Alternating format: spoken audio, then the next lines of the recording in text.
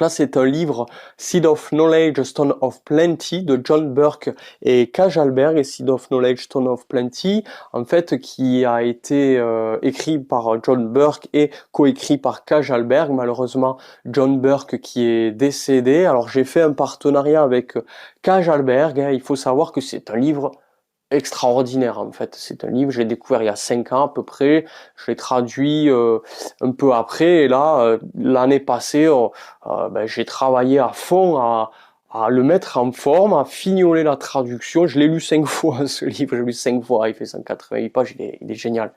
Et donc on a fait un partenariat avec Age, on a traduit, on a mis en page, refait les photos, on a repixelisé les photos, on a refait les cartes, et c'est John Burke et Kaj Alberg qui ont fait le tour du monde en fait pour aller observer les sites mégalithiques, et ils font des liens entre la fertilité, la production agricole et les anciens sites mégalithiques et l'électromagnétisme de la nature.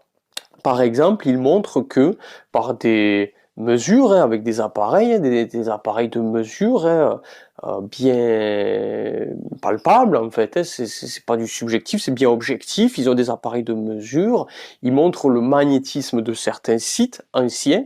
Ils ont fait des expériences avec des graines, avec germination en laboratoire et sur terrain, et il montre notamment, par exemple, il y a plein d'exemples, mais un des exemples, c'est que dans des chambres amérindiennes, s'ils y mettent des chambres amérindiennes construites sur des anomalies magnétiques, avec une roche, par exemple de la magnétite, qui est magnétique, s'ils y mettent à l'intérieur, par exemple, pendant 71 minutes, tel type de graines de maïs ancien, ils vont améliorer x2 ou x3 la production du maïs, rien qu'en traitant la graine au préalable.